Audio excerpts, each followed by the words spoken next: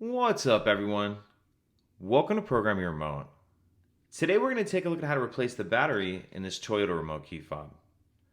So this key fob is only going to be for the vehicles that have a push button start ignition, and it's going to take replacement battery CR2032.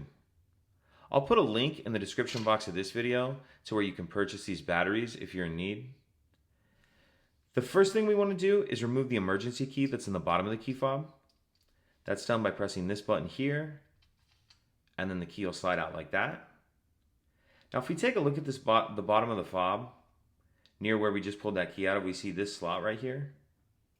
And if you notice, there's a little bit of a lip on this key.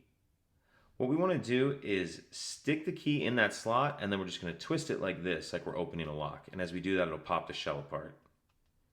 So stick in that slot, make sure you have it all the way in, twist, and go ahead and pull the shell all the way apart.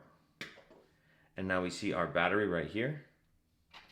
And you can use the key to help you get under the edge of it and get it out of that holder.